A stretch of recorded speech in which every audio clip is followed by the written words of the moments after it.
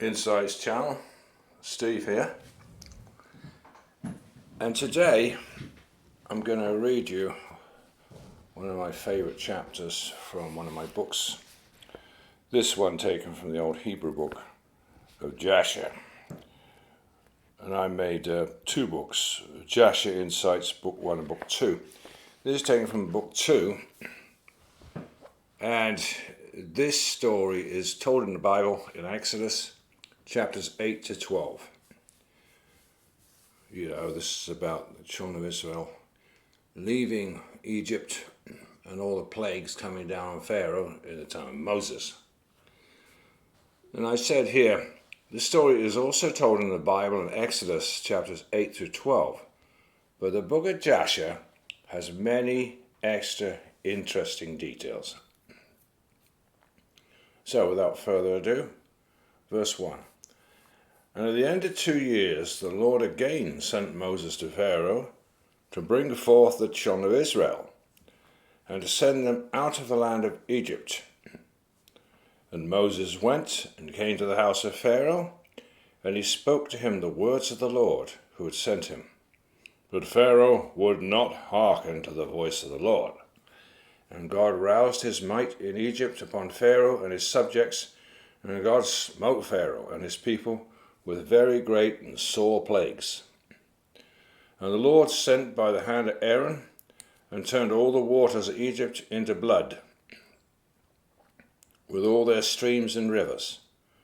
And when an Egyptian came to drink and draw water, he looked into his pitcher, and behold, all the water was turned into blood. And when he came to drink from his cup, the water in the cup became blood. And when a woman kneaded her dough and cooked her victuals, their appearance was turned to that of blood. And the Lord sent again and cursed all their waters to bring forth frogs. And all the frogs came into the houses of Egypt. And when the Egyptians drank, their bellies were filled with frogs, and they danced in their bellies as they danced when in a river.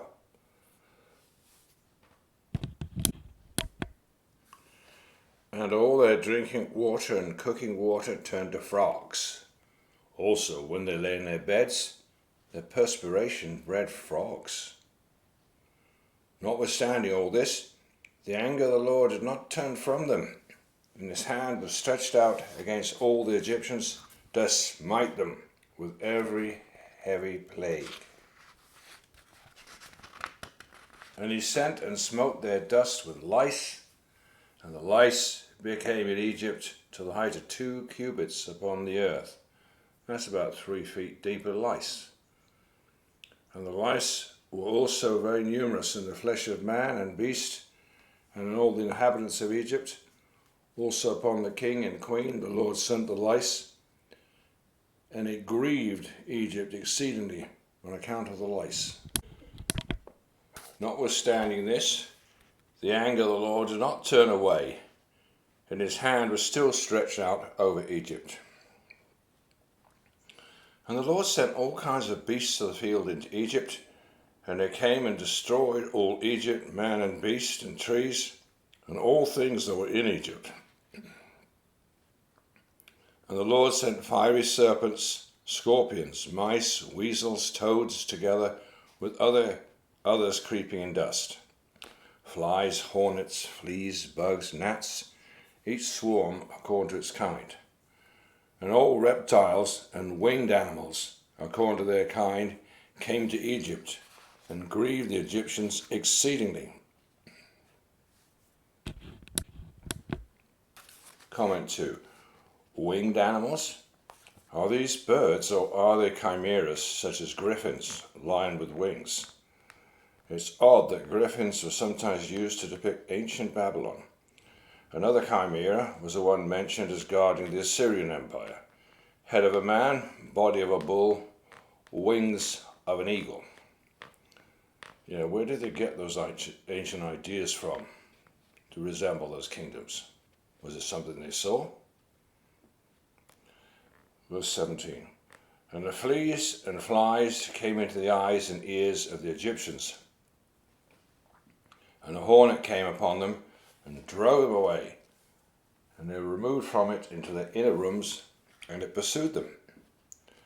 And when the Egyptians hid themselves on account of the swarm of animals, they locked their doors after them, and God ordered the Sulanuth, which was in the sea, to come up and go into Egypt.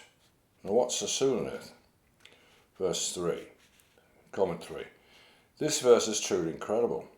So God commanded some sort of sea monster, sounds like a giant octopus, to come onto the dry land and both remove the roofing of the Egyptians' houses and to open the locks to the barred doors. And these are actions which are not normally associated with sea monsters. However, we all know that with God anything's possible, and especially when he commands the creature to do his will. Luke 1:37, for with God nothing should be impossible. Not Joan. Who are we talking about here? Now the Lord had prepared a great fish to swallow up Jonah. So it's Jonah 1:17. And Jonah was in the belly of the fish 3 days and 3 nights. And Jonah 2:10. And the Lord spake unto the fish, and it vomited out Jonah upon the dry land. So we know strange things can happen if God makes it happen. God can do anything. He's creator. Anyway, talking more about the Sulanuth now. Verse 20. And she had long arms, 10 cubits in length. Over a cubit of a man. My goodness, that's like 30 feet long. No, maybe not. Maybe 15, 20 feet. Still very long for each arm of the Sulanuth. Sounds like an octopus.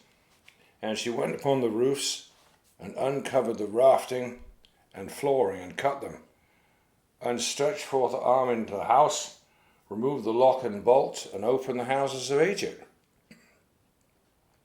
And afterwards came the swarm of animals into the house of Egypt, and the swarm of animals destroyed the Egyptians, and it grieved them exceedingly. Notwithstanding this, the anger of the Lord did not turn away from the Egyptians, and his hand was yet stretched forth against them. And God sent the pestilence, and the pestilence pervaded Egypt, in the horses and asses, and the camels, and herds of oxen and sheep, and in man. And when the Egyptians rose up early in the morning to take their cattle to pasture, they found all their cattle dead. And there remained of the cattle of Egyptians only 1 in 10, and of the cattle belonging to Israel and Goshen, not one died.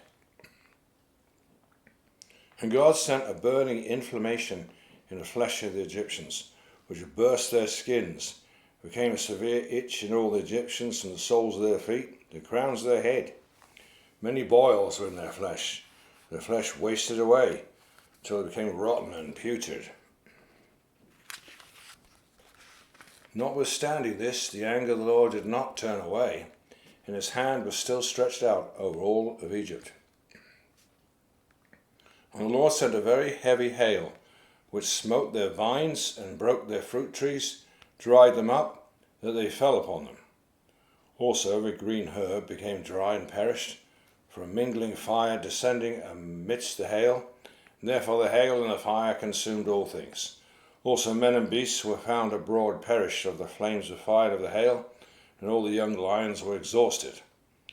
The Lord sent and brought numerous locusts into Egypt, the chazals, Salom, Chargol, Shagoli, locusts of each of its kind, which devoured all that the hail had left remaining. Then the Egyptians rejoiced at the locusts, although they consumed the produce of the field. They caught them in abundance and salted them for food. And the Lord turned a mighty wind of the sea, and took away all the locusts, even those that were salted, and thrust them into the Red Sea. Not one remained within the boundaries of Egypt. And God sent darkness upon Egypt, for the whole land of Egypt and Pathros became dark for 3 days, so that man could not see his hand when he lifted it to his face. At that time died many of the people of Israel who had rebelled against the Lord, who would not hearken to Moses and Aaron, and believed not in them that God had sent them, and who had said, We will not go forth from Egypt, lest we perish with hunger in the desolate wilderness, and who would not hearken to the voice of Moses. And the Lord plagued them in the 3 days of darkness, and the Israelites buried them in those days without the Egyptians knowing of them or rejoicing over them. And the darkness was very great in Egypt for 3 days, and any person who was standing when the darkness came remained standing in his place, and he that was sitting remained sitting. He that was lying continued lying in the same state, and he that was walking remained sitting upon the ground in the same spot. And this thing happened to all the Egyptians until the darkness had passed away. And the days of darkness passed away, and the Lord sent Moses and Aaron to the children of Israel, saying, Celebrate your feast, make your Passover. For behold, I come in the midst of the night amongst all the Egyptians, I'll smite all their firstborn, and the firstborn of a man, the firstborn of a beast. And when I see your Passover, I'll pass over you. And the children of Israel did according to all that the Lord had commanded Moses and Aaron. Thus did they in that night. And it came to pass in the middle of the night that the Lord went forth in the midst of Egypt. He smote all the firstborn of the Egyptians, the firstborn of man to the firstborn of beast. And Pharaoh rose up in the night, he and all his servants, and all the Egyptians, and there was a great cry throughout Egypt in that night, for there was not a house in which there was not a corpse. Also the likeness of the firstborn of Egypt, which were carved in the walls of their houses, were destroyed, fell to the ground. Even the bones of their firstborn who had died before this, and whom they had buried in their houses, was raked up by the dogs of Egypt on that night, and dragged before the Egyptians, cast before them. And all the Egyptians saw this evil that suddenly came upon them, and all the Egyptians cried out with a loud voice. And all the families of Egypt wept upon that night, each man for his son, each man for his daughter, being the firstborn, and the tumult of Egypt was heard at a distance on that night. And Bithiah, the daughter of Pharaoh, went forth with the king on that night to seek Moses and Aaron in their houses. And they found them in their houses, eating and drinking and rejoicing with all Israel. And Bithiah said to Moses, Is this the reward for the good which I have done to thee, who have reared thee and stretched thee out? And thou hast brought this evil upon me and my father's house. And Moses said to her, Surely 10 plagues did the Lord bring upon Egypt. Did any evil accrue to thee from any of them? Did one of them affect thee? And she said, No. And Moses said to her, Although thou art the firstborn to thy mother, thou shalt not die. No evil shall reach thee in the midst of Egypt. And she said, What advantage is this to me, when I see the king my brother and all his household and subjects in this evil, whose firstborn perish with all the firstborn of Egypt? Moses said to her, Surely thy brother and his household and subjects, the families of Egypt, would not hearken to the words of the Lord. Therefore did this evil come upon them. And Pharaoh king of Egypt approached Moses and Aaron, and some of the children of Israel who were with them in that place, and he prayed to them, saying, Rise up, take your brethren, all the children of Israel who are in the land, with their sheep and oxen, all belong to them. They shall leave nothing remaining. Only pray for me to the Lord your God. And Moses said to Pharaoh, Behold, thou art thy mother's firstborn, yet fear not, thou wilt not die, for the Lord has commanded that thou shalt live, in order to show thee his great and mighty, strong, stretched out arm. It's interesting to know, did you know that this Pharaoh, his son, became a great believer in God? Yes, which was manifest in Egypt. Very, very interesting. And Pharaoh ordered the children of Israel to be sent away, and all the Egyptians strengthened themselves to send them, for they said, We're all perishing. And all the Egyptians sent the Israelites forth with great riches, sheep and oxen, and precious things, according to the oath of the Lord between him and our father Abraham. And the children of Israel delayed going forth at night. When the Egyptians came to them to bring them out, they said to them, Are we thieves that we should go forth at night? That's the Israelites talking. The children of Israel asked of the Egyptians vessels of silver, vessels of gold, garments, and the children of Israel stripped the Egyptians. And Moses hastened and rose up, went to the river Egypt, and brought up from thence the coffin of Joseph, and took it with him. And the children of Israel also brought up each man his father's coffin with him, each man the coffins of his tribe.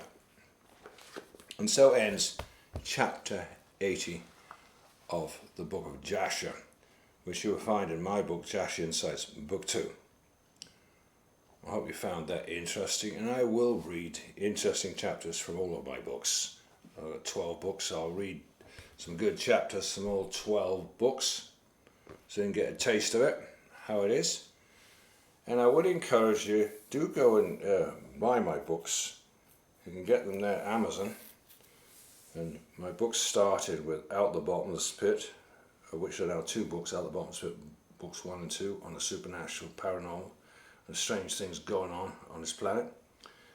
And then after that came the book of Enoch, of which there are now 2 books of Enoch. Enoch Insights, book 1, book 2. Second one being The Secrets of Enoch Insights. And then you got, like here, Jasher Insights, book 1 and 2. You got Jubilees Insights. You got Eden Insights, book based on the lost books Adam and Eve. You got the Testament of the 12 Patriarchs Insights. That is a must to read. It's like having 12 books in one with the 12 Patriarchs. Amazing stuff, literally. And you've also got Ezdras Insights, book 1 and 2.